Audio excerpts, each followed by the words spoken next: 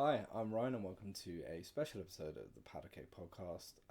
As you can see, I'm on my own and not with my co-host Kyle, who is celebrating the safe arrival of his second baby daughter. So we are massively happy for Kyle. However, the show must go on. We took 1 week off.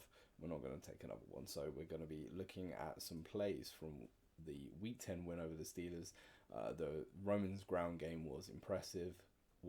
It may not have been impressive in the box score. 3.8 yards a carry isn't fantastic, but what it did is deliver in big moments, especially given the personnel that was on the field at the time and what they did to a Steelers team that is meant to be heavy hitters, most expensive defense in the league, some brilliant veterans on their team.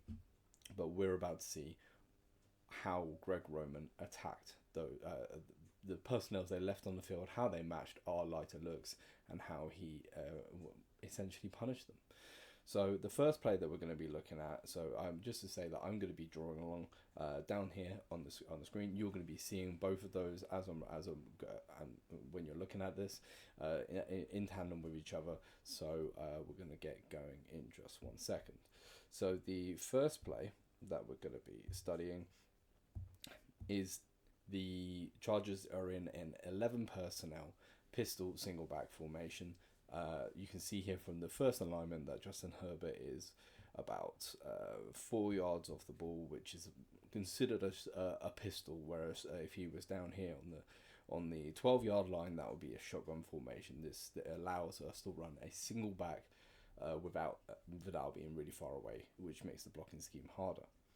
Okay, so what we're going to do is you're going to see Orlando Gadsden motion in here.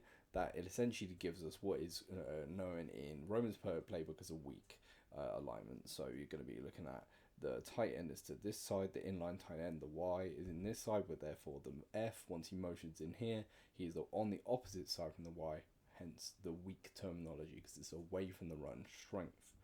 But what this does is key. So I'm going to run through the play once so you can see it, but there is something I'm going to point out. So watch Patrick Queen in particular and how he is not within the play, not in the position he should be, and it leads to a bigger gain. It may not be his gap, but I think he would have got there. So how did the Chargers do that? So watch how Patrick Queen reacts to Orlando Gadsden. You see here? Now, because he is an extra body in the backfield, he then changes the number count. So instead of only being instead of being considered as they have 6 men in the box, Highsmith is in the box as well. So you're looking at a 7-man box. Now the Chargers beforehand had 6 blockers on the line and 1 back. Then if you count McConkey as well, then you have 7. So they were trying to match it in a neutral front. Now when they bring in Gadsden here, they've got 8, which puts the Steelers in what is called a minus run fit. Yeah, so they're 1 gap short. As you can see, Queen here, he is therefore going to have to play 2 gaps. That's what happens when you're in minus run fits. Chargers specialize in it. You're always 1 short. So in this instance, you're going to be looking at Queen. He is locked into here, but then he's going to have to chase across, right? But he has to honor this first, yeah, because he's got threats on this side. So as the Chargers attack this, they're going to all slide, yeah? And you can see here, Queen is locked in. He's not looking across. Then this is about excellent blocking from the whole right-hand side. So you're looking at Fisk, Pipkins, Becton, and yes, even Bozeman won their assignments, and that is what made this run work. You have to give credit where credit is due. You take every game as it is in its own right. The line played well in run blocking. Pass blocking, they were their normal standard selves. I'm not going to sit here and try and defend them when Herbert was pressured on 30% despite having a 2.2 second time to throw. That's not good. But what we're looking at here is essentially a wide zone concept. So you've got Vidal running here. Now in wide zone, that's the path he's taught to run once he gets the handoff, and it's got to be extra wide and sort of loop around so that it comes vertical right as he hits the edge. This is his primary gap. So here that's a D. If it was a normal outside zone, that would be hitting C. But this is a stretch. So he goes his read is D-C-B-A-A. Yeah, it's a long read because he's got a long time to read it as he's arcing out. So in this instance, you'll see, as he's pressing back, this is really good running back play, by the way. So he's committed his full body language and his head, but in his peripheral, he is watching to see how everyone does. Now, what he will see is when he watches this is that Patrick Queen is that frozen here. Everyone is sliding here in pursuit of this to cut off this angle, but none of them are going to get there. And Vidal himself knows he's not going to get there. He can see TJ Watt, for example, is winning this. He can see that there is a head poking through this double team here, and he can see this here. But this isn't the gap he's going to hit. That's way too far back. That's a big cut back. He'd have to slow his feet right down, and by then these guys could break across him. No, what he's going to do is he's going to use the fact that Patrick Queen is stuck in his first read. He's going to use the fact that Pipkins is base blocking the hell out of TJ Watt on his own. Have to give him credit. He blocked this really well. And Becton is crashing down. That means that this B gap is open. Yeah? So D, C, B. This B gap is open. And he obliges. I mean, you guys have been watching the same Chargers I have. When was the last time you saw a lane that big against the Steelers team as expensive and as talented as this? Just doesn't happen. So we're going to move on to our next play. So this one we're going to see a double motion now. So you're going to see Vidal go from, because this is Chargers lining up in an 11 personnel shotgun look. They run this a ton. It's a pass look for them. They've got Matlock here. They're probably thinking, okay, they want some chip help so that they can slide the line this way, and then they've got an extra pass protector in, because we know that matchup isn't happening. They can disguise it as much as they want. Nobody's leaving Keenan Allen one-on-one with, I think that's Herbig. So they're going to come out in here and say, look, this is our pass look, but we're going to motion in something heavier. So we're going to get Vidal motion in to be the single back, and you're going to get Matlock come in, sit in the sidecar on the Queen weak side of the formation. This, again, is a concept that's going to attack Patrick Queen's over-aggressiveness. Yeah, he's a confident guy. He's seen it before. He knows what his keys are. However, Roman played with that, and he did it, obviously, to success. So in this example, you're going to see Matlock motion, and then the play is about to snap. So where does a run go? Similar location to the last one. So this, again, is a outside zone. So once we're going to get the motion. So what we're going to be getting here is another zone formation. So let's play it through once from this angle. So you can see here, it's the same effect, right? So you got down, down, wash, down. This is a really good block by Bozeman. Once again, I'm confused as you are. He's playing really well in this game so far, and this is the key block here. So you've got Zion, who has turned, basically climbed out here. Got a nice cut block here, love it.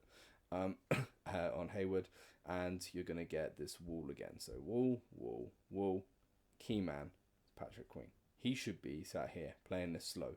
But he's seen this. He's seen the Chargers hit the outside with Vidal over and over again, and how they've struggled because he's expecting his teammates to be doing well, but they're not. So he is not playing team football. This is not fundamental sound defense. Instead of slow playing here, and so he can go either way, he's just hammered down here, and it's ended up to his detriment because look at the gap he's left with. This is good, solid zone run football. Nothing too complicated. This play, however, is complicated, and I want to make sure that I show this in its totality, because this is my favorite run concept of the whole bunch. So this is what is a formation called from 11 personnel. It's light, it's easy. It means that you can run or pass if you have the right guys on your team that can do it. The Rams are doing a fantastic job of it at the moment. They're going into 12 and 13, but their 12 and 13 has Puka Nacua as one of the tight ends. Sometimes they do go true 13, but it's becoming a league on vogue trend to be in those lighter personnels running those heavier looks, and Roman's leading into that well. I have the play call, which you will see on your screens momentarily. And this play call basically is built on the premise of 12 or 13 personnel. There's a Y, a U, and an F. Those are big boy personnel packages all on the field. However, with Roman, he's only running them out 11. And he's made some tweaks to do that. So, the formation here is called weak right cozy. You can obviously understand why it's called cozy, because he's tucked in right there. And that is the F role, which is being played by Trey Harris. And he has just been the key of this, and he's really unlocked the Chargers run game. And I've said it in my articles, but in case anyone hasn't read them, on stormcloud.blog, the big thing about that right now is that Trey Harris Ortiz deserves so much credit for seeing Trey Harris. He did not block at Ole Miss. He ran off an RPO system, or he took quick passes, which he did a lot of in this game. But Ortiz saw a blocker in him, and it's working to perfection. So on this play, what we're going to get is you're going to get a Z orbit motion, which is called a ghost if you don't get the ball in Roman's play calling. And so he's going to do this. Now, this works for two reasons. First of all, everyone thinks it's a handoff because, as you can see, Herbert is faking the snap here. He is taking the snap here. And once that motion comes in, people think, okay, the timing's there that he can take the handoff and take the ball. But that doesn't happen in this instance. However, he's not automatically out of the play. So when he gets to here, Herbert could fake the handoff up the middle, and then he could throw it out here. So if they all go careering in here, a fast player like Darius Davis, not the most effective runner of the ball normally, but he still offers a threat that they have to account for. So in this instance, he doesn't get the ball. However, you'll watch people start to slide with him, because they have to account for him. That takes him out of the box, out of the run fit. Good detail in their design. So you'll see this fake handoff, but he gives it to Vidal. But why is the gap so wide open? Well, twofold. Steelers, not great defense, and also Greg Roman, good design.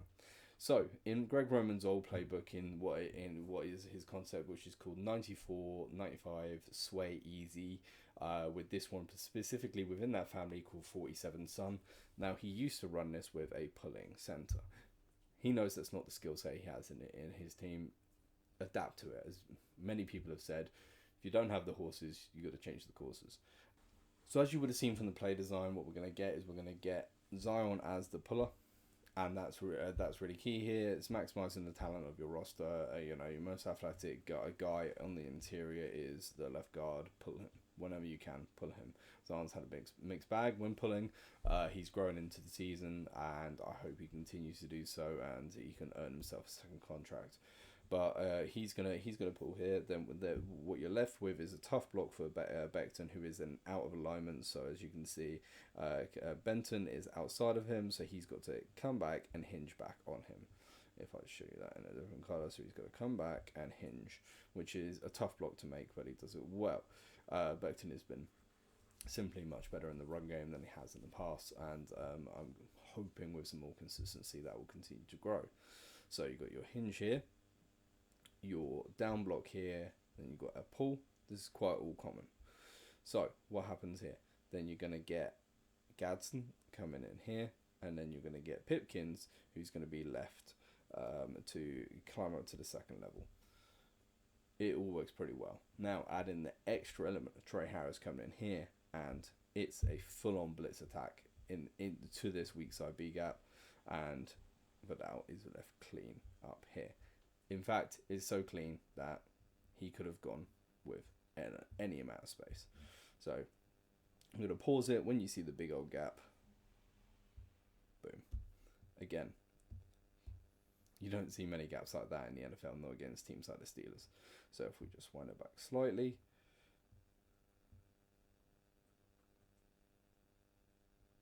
So what happens? How do we get such a big gap? Well, I was wrong. It wasn't a hinge block. It was a double team on Benton. That meant that. But if you look here, you got eyes and you got motion. You got him weight on this foot. Only number 41 has actually seen what the play is. These guys are all going this way to match with Darius Davis's motion. Left with then is then you're going to get a big body who's able to steal here. Then you're going to get Gadsden, who is going to be doubling with Trey Harris. on TJ Watt. Now we always say you don't want your word like lighter bodies, not even the tight ends on the best people, but the team were confident in this tandem, and I'm loving it. This is number 9, number 86 are working well in 11 personnel together, and that is going to be so key down the stretch. So as you can see, what has happened here? Yeah, these guys have created a massive mess here. Yeah, and it's worked so well. So we've got a down block, followed by which Gatton didn't even land that cleanly, but I'm really liking how he's still put into it. He's not afraid to put his face in the blender. And then you got Vidal clean up the middle. Now, why this play excites me? This is the premise. All of this stuff is the premise that Greg Roman built his 2021 playbook, where Lamar Jackson and all of the Ravens led the team, led the NFL in rushing for, I think it was 2 straight seasons actually, under Greg Roman's watch. That style of offense, that style of the run game is something we've been waiting for. We've seen pin and pull come in this season. We've seen gaps in the past. Now we're starting to see zone, and we're starting to see complicated zones out of different personnel packages. This is all combining to be a really exciting set of run designs that's mature. I've got a copy of Greg Roman's playbook. It is deep, and the Chargers have been barely scratching that. They're getting into the complicated plays now. And, 2 years in, this is where the money's going to be made for Greg Roman and this offense. So the next play here is the fourth play that we're going to be showing you. So this is in what we're going to be called is a stint right formation, which is Greg Roman's terminology for trips nub. So trips nub is simply you've got 3 receivers to one side, a nub tight end. That means it looks like you've got naked outside of it, and then you're going to have the stacked running back because he is stacked behind this nub. If he was over here, then you'd be adding 3 to 1 equals 4 strong. It's a quick maths lesson. So what's going to be different about this? You're going to get Trey Harris coming in as the insert blocker, and this one is a combination of bad defense and a simple but good run concept that's run well. And again, it's the interior line who deserve the credit. So I am going to give them some. And what you're going to see is Becton with a really key block, but also Zion and Bozeman all hit their assignments, and even Becton comes in with a really nice hinge block. So we're going to see that. So how's this been done? So we're going to get a down block here from Trey Pipkins, and he's not going to leave him isolated. He is massively out leverage. That's a full outside leverage. You can split it there. So what we're going to get is we're going to get Becton come in contact here, and then come up here and seal off Peyton Wilson, the Steelers linebacker, who's going to be trying to attack downhill to seal off this gap. So what that leaves is a nice big lane for Vidal to spot, and he does.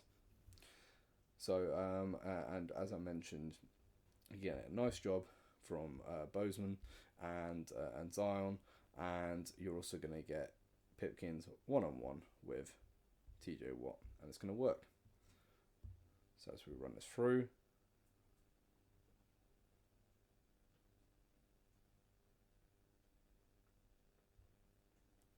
boom.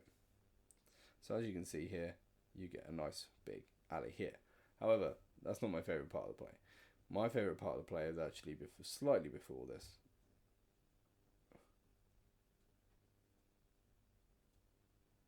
So at here, there are 2 big gaps open. And big in terms of the NFL is not always like huge wide gaps that we've been looking at. We're going to look at proper NFL gaps. So Vidal is eyes on the mesh. He's just got the ball into his hands, and he sees motion in 2 directions. This tells him he's got that gap wide open. However, in every play design, there is always multiple gaps. And in this one, he sees this, but he's also got his eyes out here. Trey Harris hasn't even got to his lead block yet, and that gap is wide open. So what we could be looking to get is he could have pressed this gap and bounce that side. Now that's tough to do, and you don't want your running back stopping his feet in the backfield too often.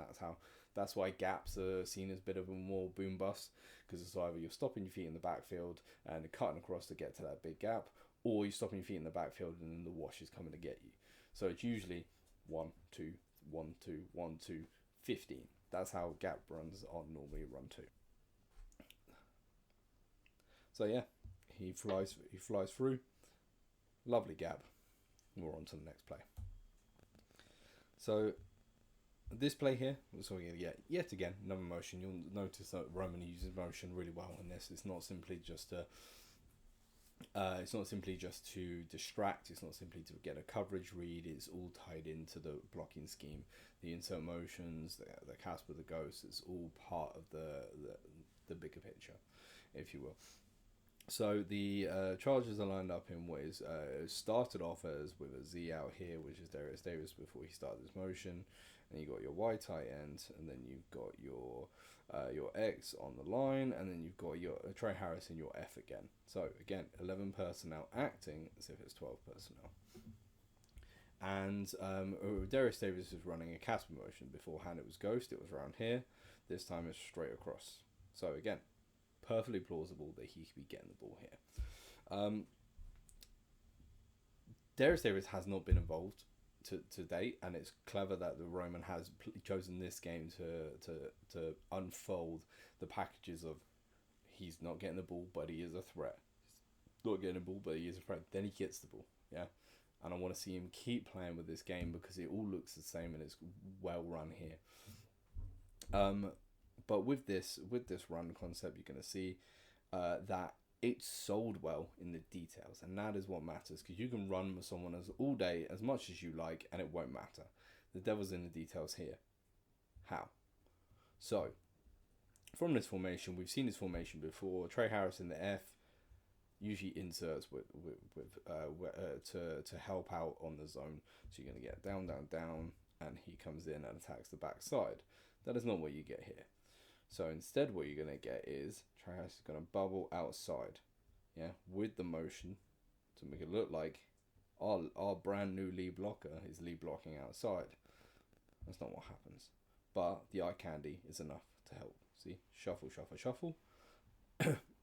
You're going to get Highsmith look here. You're going to get Hayward look here. The Queen's in a heads up alignment, but you got other people heading in this direction, yeah? But the play is not there to begin with. Anyway, so what we're going to get is Vidal press up the middle and then bounce outside. How does he do this against a front that's in a relatively good position? Is Zion.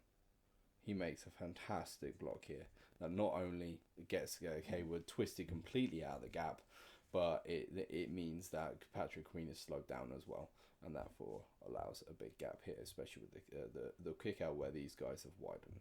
So again, the motion and the detail and the excellent blocking has all built together to create a good run.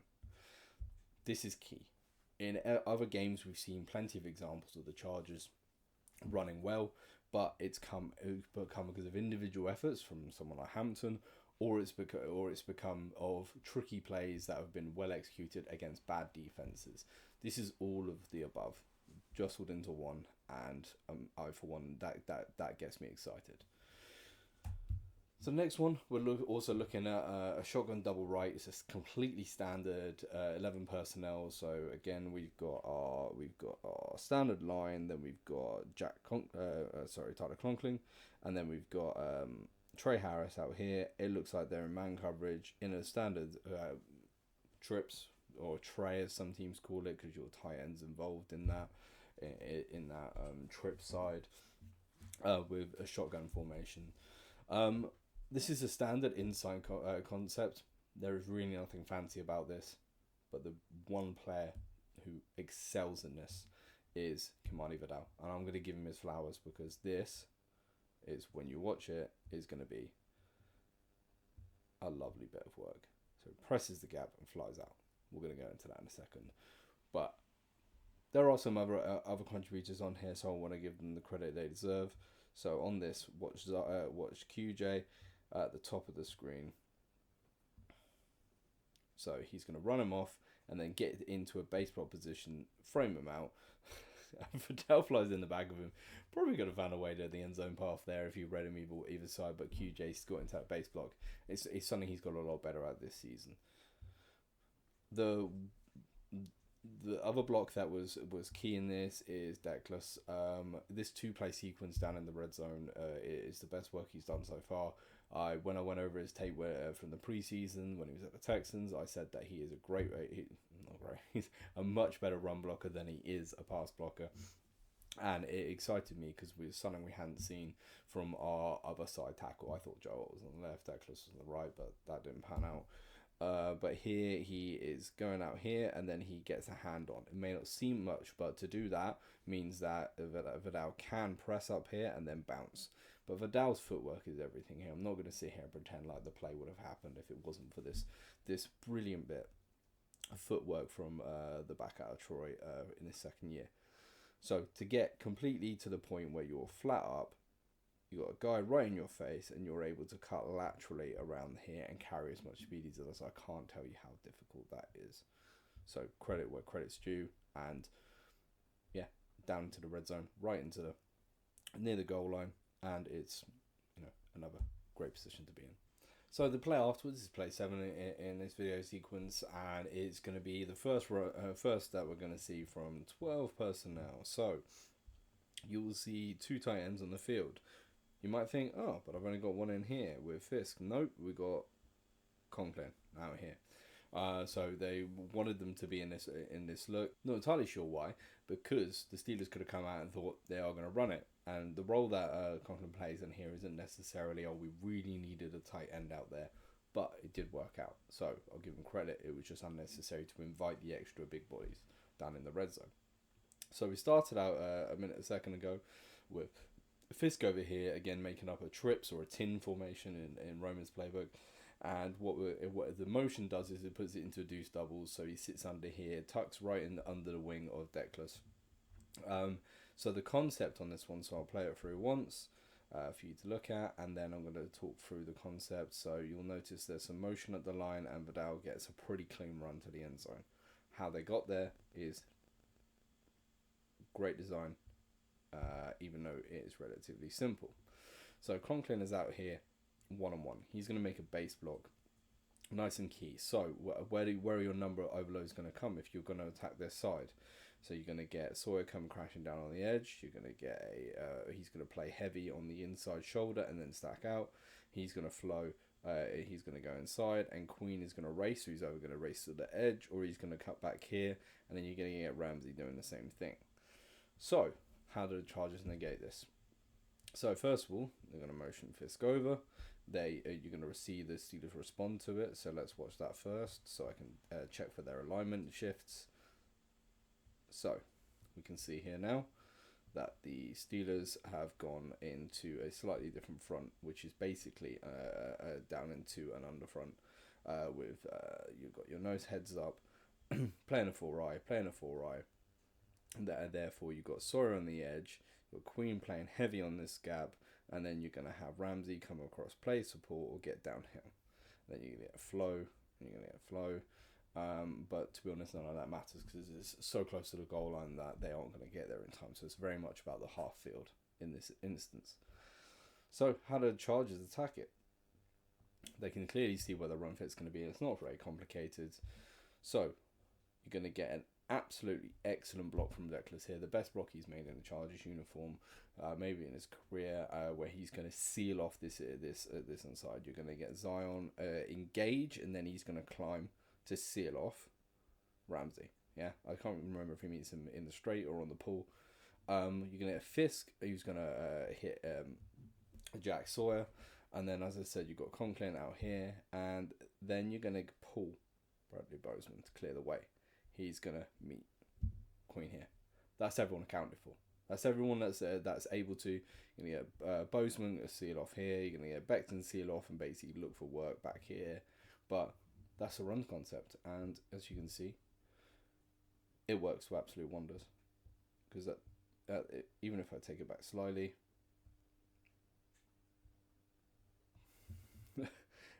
What's going to happen here? This block is so strong. Zahn doesn't even have to get there because basically Declan has sealed him off. Conklin's done his job by blocking his man. This guy's slow to fill.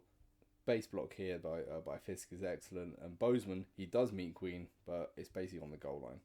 And it means that, Kamano Vidal's already in.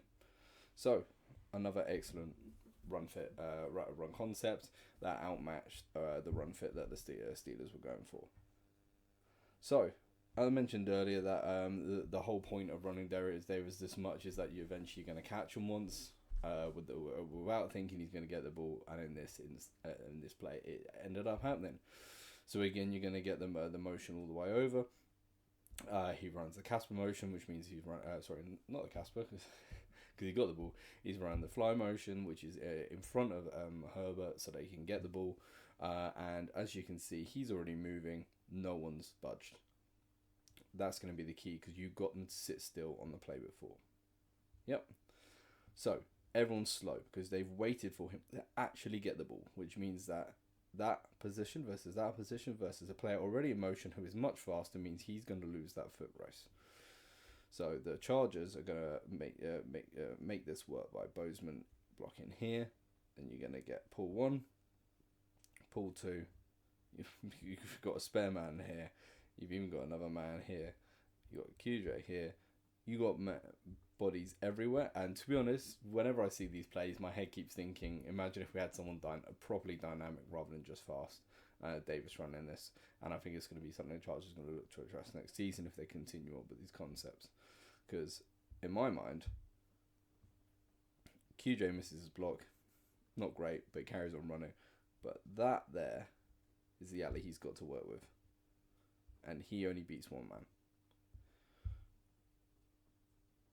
And yeah, horrendous play. Should have been flagged. But that's not the point. I'm just a fan of the play design. And I want to give credit to the blockers too. It's keeping dynamic, stretching the field laterally, which is something Roman did so well with his quick game. And it continues here.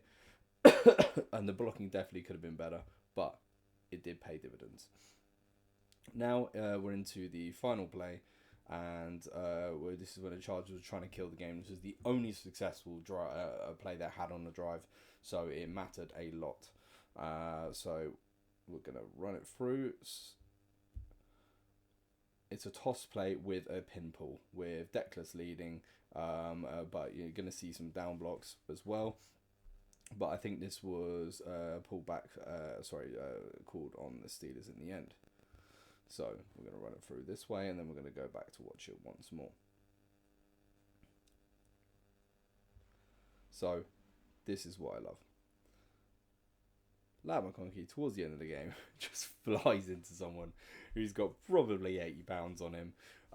It's him turn, so I don't think it was called blocking the back. Someone have to correct me if I'm wrong. Then you've got a wraparound pull. Zahn climbing up here. Wrap around again, trying to seal off anything else, and then you're going to get Herbert toss the ball, and then Vidal is going to fly up the field with good footwork to win the edge. And that was a fantastic way to end the game. The concepts overall were just consistently there in terms of just finding ways to exploit simple tendencies from the Steelers. Patrick Queen's over pursuit of the A-gap. Then Cam Hayward not being at his full strength, but at the same time, I don't think that's what made this so successful. I think the success of the run game during this bout with the Steelers came from Greg Roman's ability to design plays. His playbook will tell you how often he can get how many plays he has at his disposal. It's all about selecting those to both your personnel and to the matchup, and I think Roman did an excellent job of this. So to do this out of 7 out of 9 plays, as I described, in 11 personnel, I feel like that they've got more to offer in that gear. And the fact that they can switch between 22 personnel the week before and 11 personnel this week means that they can go back and forth and keep teams guessing. And game prep is going to be incredibly hard. Unlike last season, where it was very much the same concepts, just run from slightly different formations with the same personnel. This is going to be the difference as we hopefully, looking like we're going to get into the playoffs. This is going to be what's going to separate the Chargers in this season. Thanks for watching. I hope you enjoyed this play drawing. We're going to try and get a lot better at it. Please stay with me, and like and subscribe if you enjoyed this. Please let me know in the comments if there's anything, any questions you have about the plays that we've gone over, or if you're going to look for anything in the near future. All right, bolt up.